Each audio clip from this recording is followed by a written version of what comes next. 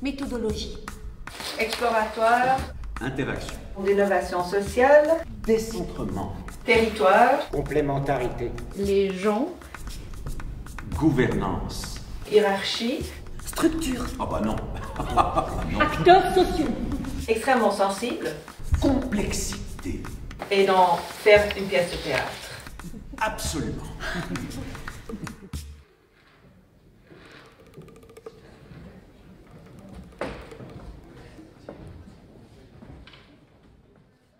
Le théâtre de la connaissance, c'est une idée qui est née de ces professeurs qui travaillent ensemble à l'université. L'idée de transmettre des connaissances scientifiques dans une forme qui passe mieux, qui porte un peu d'émotion, qui porte une histoire et qui permet au grand public, à des gens intéressés par l'université mais pas intéressés à lire nos articles, qui font la vaste majorité des gens sur cette terre, de leur présenter ce qu'on fait autrement. Quelque chose de passionnant pour moi dans ce projet, c'était justement d'allier une double casquette, celle à la fois d'ethnologue et celle d'auteur et de metteur en scène pour le théâtre. On a commencé de cogiter sur la thématique qui pourrait nous rassembler au sein de la Maison d'analyse des processus sociaux.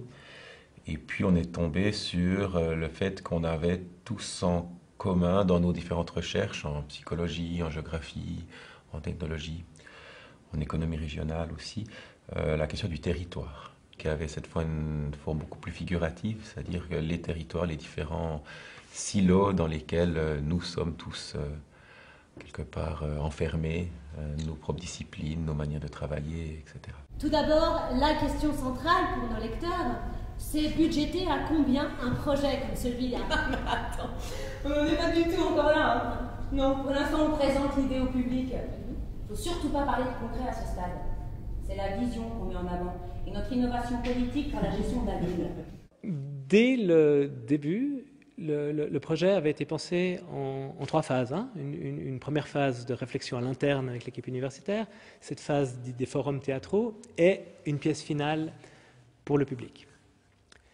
Pour le large public du territoire. C'était une manière d'inviter, de refaire un peu ce qu'on avait fait, mais en plus grand, c'est-à-dire d'inviter tout le monde à la réflexivité, à la réflexion et au partage citoyen sur comment est-ce qu'on fait, comment est-ce qu'on améliore certaines choses.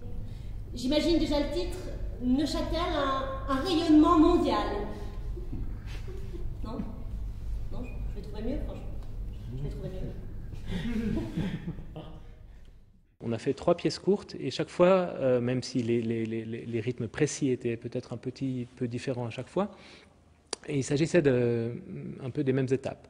Premièrement, discuter avec une équipe réduite de chercheurs concernés par le thème abordé, ensuite trouver des interlocuteurs dans la société, dans le territoire neuchâtelois à les rencontrer.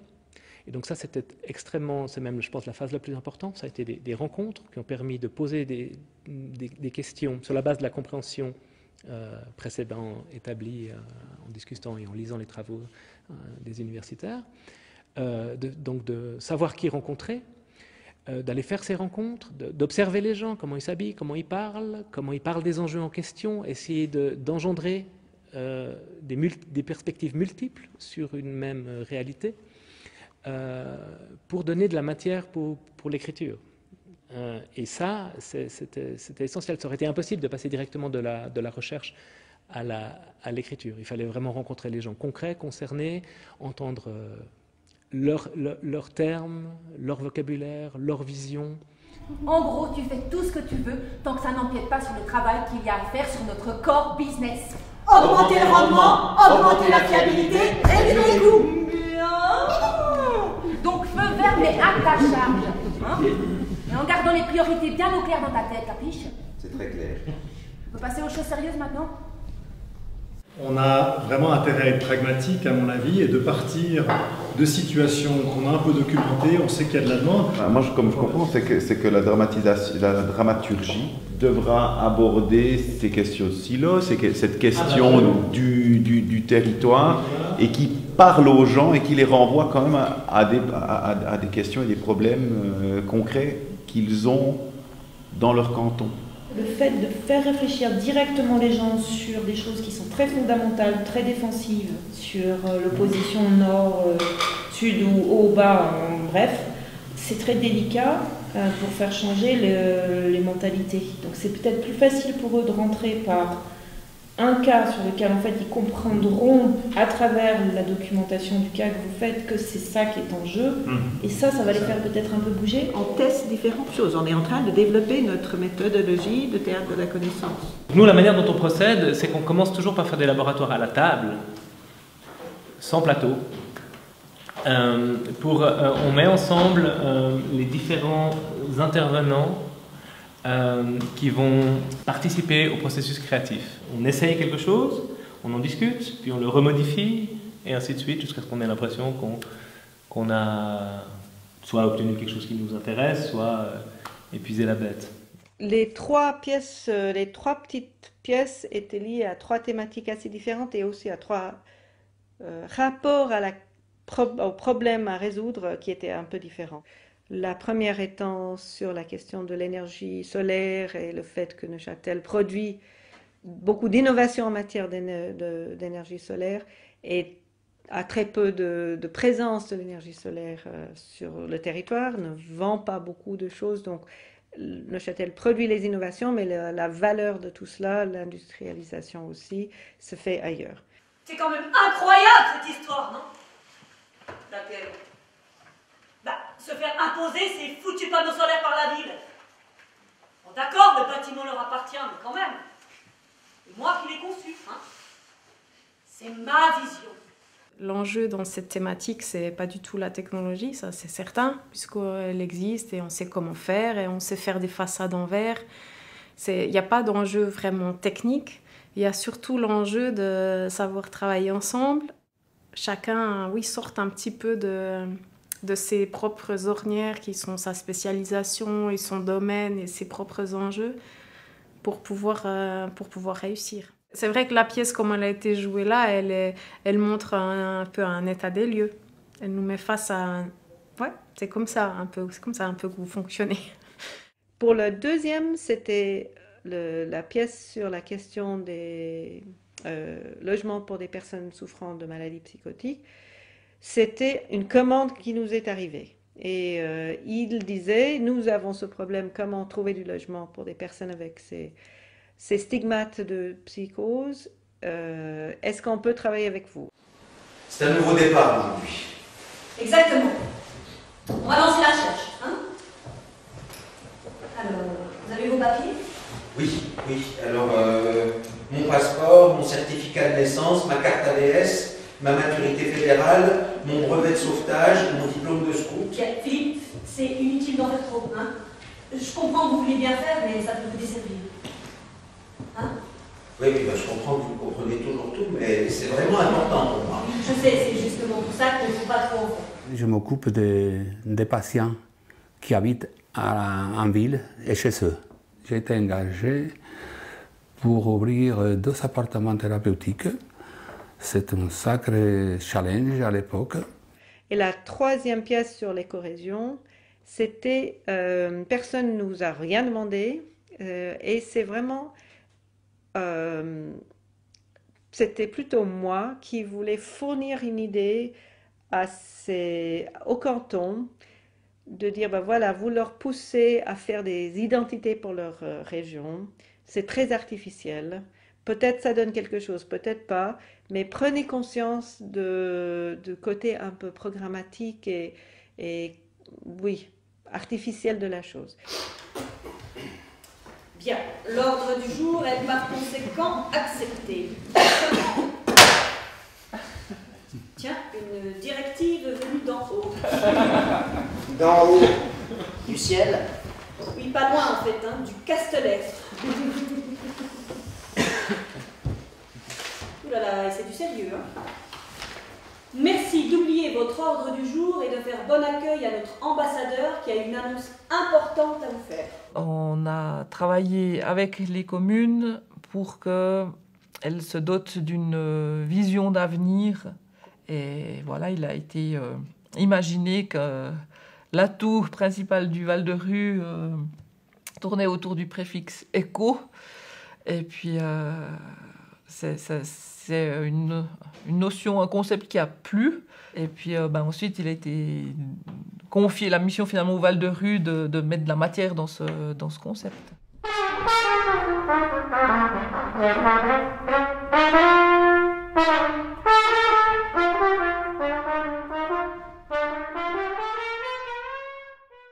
Alors, au tout début, j'avoue que j'avais pas tout bien compris. C'est-à-dire la première conversation. J'avais une idée générale, mais j'avais pas capté à quel point ça allait nous plonger dans des aventures extraordinaires de rencontres, surtout, et puis même de documentation, de se plonger dans certains documents.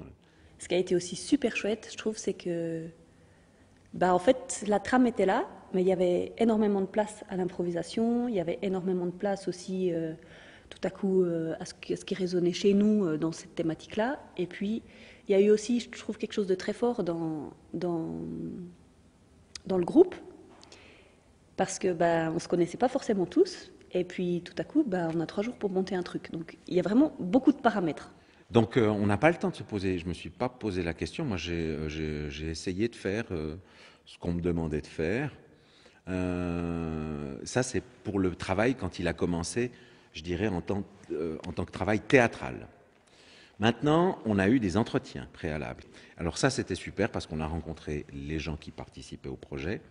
On a eu l'occasion d'écouter des personnes qui témoignaient par rapport à un des thèmes qu'on allait aborder par la suite. J'ai raconté ce projet de faire de Neuchâtel une vitrine d'architecture solaire. J'ai raconté les rencontres avec les architectes cantonaux, les responsables du patrimoine. C'est parce que ça a été des années de discussion pour se dire est-ce que c'est un projet qui fait du sens, est-ce que ça peut aboutir. Et les politiciens qui ont chacun leurs enjeux aussi. Let the sun shine, the sun shining.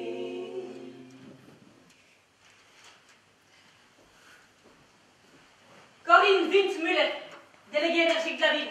Marianne Hieratic, responsable du patrimoine. Pierrette Dutoit, architecte cantonomunade. C'est un peu après coup que je me suis rendu compte du travail que eux avaient fait pendant ces moments d'échange. C'est en voyant la pièce et en voyant combien ils avaient capté juste. Soit. Alors, quelles sont d'après vous les façades les plus appropriées? Oula, il faut pas utiliser le pluriel, hein, parce que j'ai bien analysé tous les plans. Et entre les questions structurelles, la présence des conduites extérieures, l'intégrité conceptuelle et esthétique de la façade sud, hein, eh bien, il ne nous reste plus qu'une seule possibilité, et encore, pas sur toute la façade, mais sur un petit bout, là-bas. Oh. Mais il s'agit de la façade nord, c'est la moins bien exposée. Je suis sûr qu'on peut trouver mieux quand même. Bon, écoute. Est-ce que je viens pisser dans ton labo, moi, hein? Non. Alors tu vas pas commencer à venir saloper mes façades. Tu pourrais déjà être reconnaissant que j'accepte de poser un de tes horribles modules sur mon bâtiment. Je te jure.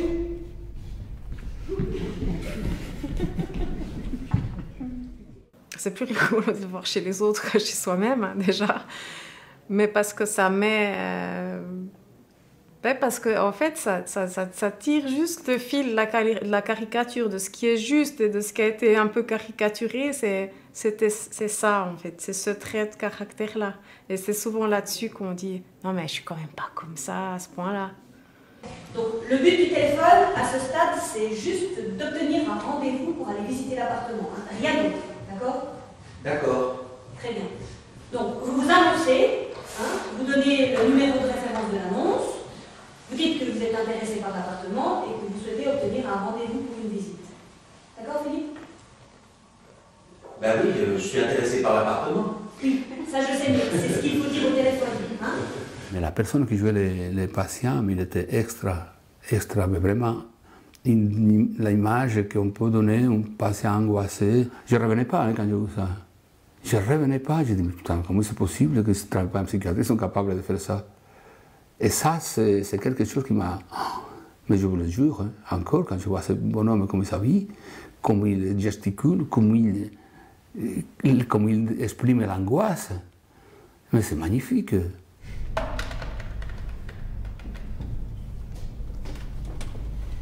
Il a rapproché. C'est pas grave. Mais vous avez pas besoin de lui dire tout ça, Philippe. Je sais. Au début, ça allait bien, mais après, j'ai commencé à paniquer. Vous surinvestissez un peu, c'est tout. On va essayer autrement. Pas aujourd'hui, j'y arriverai pas, j'étais trop nul. Philippe, j'ai une autre idée. Philippe, ça fait chier! Bordel, ça fait chier! Ben, c'était assez touchant parce qu'à l'issue de plusieurs fins de spectacle, comme ça, j'ai quelques assistantes sociales qui sont venues me voir, puis qui m'ont dit « Ah ouais, waouh, je me reconnais trop, en fait. » Et qui ont été vraiment touchées parce que ça a vraiment résonné des choses très fortes, en fait. Et puis de pouvoir dire que c'est pas toujours drôle, et puis que c'est pas toujours évident, puis que... Et puis, enfin, moi, je trouve plutôt assez riche, en fait, cet échange-là. Si c'est une bonne chose pour eux, et puis s'ils sont encadrés, hein, et puis il faut bien qu'on fasse un petit quelque chose pour eux, non? Non, c'est un discours de bisounours, ça. Hein. C'est les fous. Hein. Alors, les fous, on les met à l'asile et les criminels en prison. C'est comme ça, c'est naturel. Ah non, non, c'est pas naturel, non. Non, et puis ce sont des êtres humains avant tout. Alors, c'est pas de leur faute s'ils ont des problèmes. Puis nous, hein? Nous, qu'est-ce qu'on a fait pour mériter ça, nous? Nous?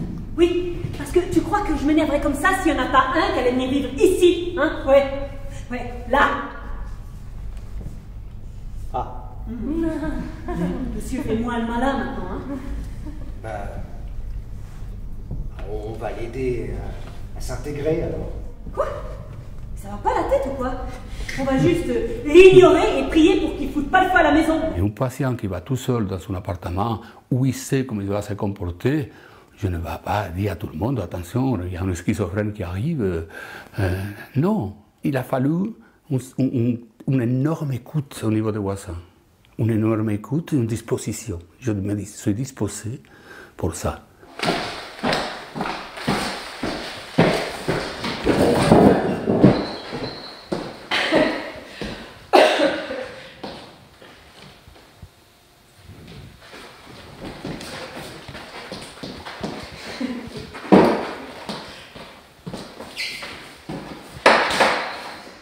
Le Conseil en État a déterminé à l'aide d'un modèle mathématique complexe et d'un jeu de dés que nos 36 communes formeraient désormais 4 régions principales. Ces régions, bien que n'ayant encore aucune existence officielle, seront désormais la référence pour planifier le développement du canton.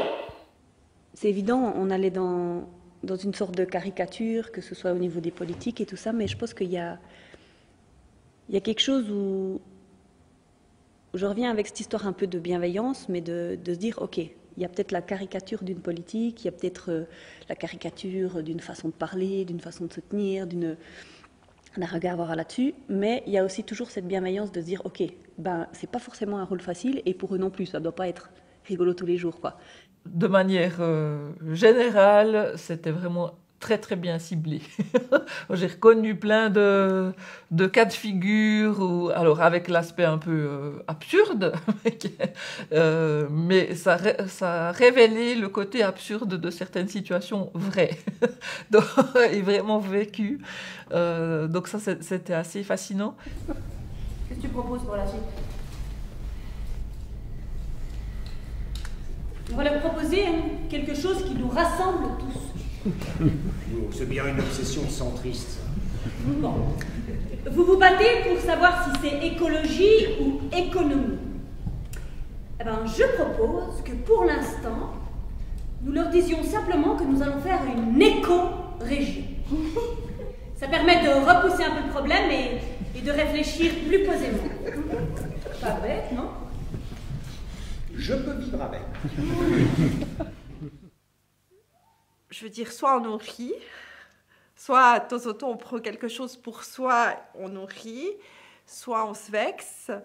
C'était pas le but. Et puis je crois, enfin, j'ai pas l'impression que qui que ce soit, en tout cas avec mes collègues, se soit vexé. C'était suffisamment caricaturé, suffisamment loin de la réalité, je dirais, d'une personne ou d'une autre, pour que ça vienne entraver le positif qu'on pouvait en retirer. Les personnages de chacune des pièces courtes, qui sont des agrégats composites de plein de choses observées à chaque fois, se comportent tous de manière, je dirais, grossie, déformée. L'idée, c'était, si vous voulez, l'expression un peu simple, c'est que tout le monde y passe, y compris les universitaires.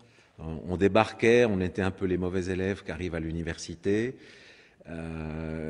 Effectivement, et puis on s'est fait accueillir normalement par des gens normaux. D'ailleurs, on s'est amusé à les regarder.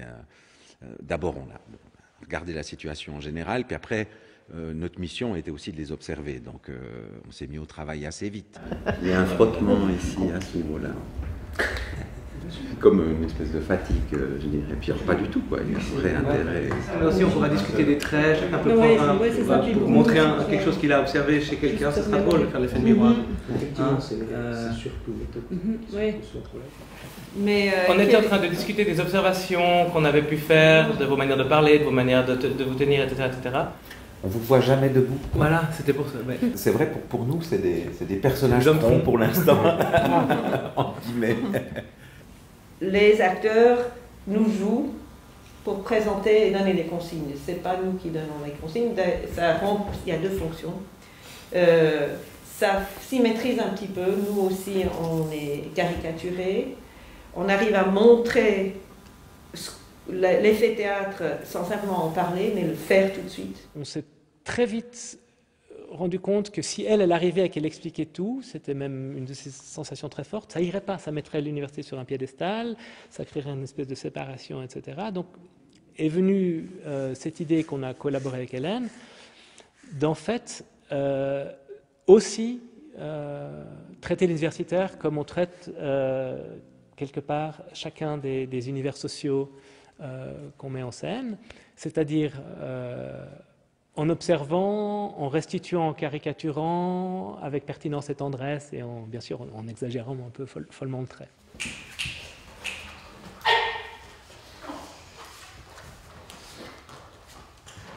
Donc, si nous vous accueillons de cette manière quelque peu originale, c'est parce que nous expérimentons avec le méthodologisme. Vous aurez compris, je suis un de ceux-là.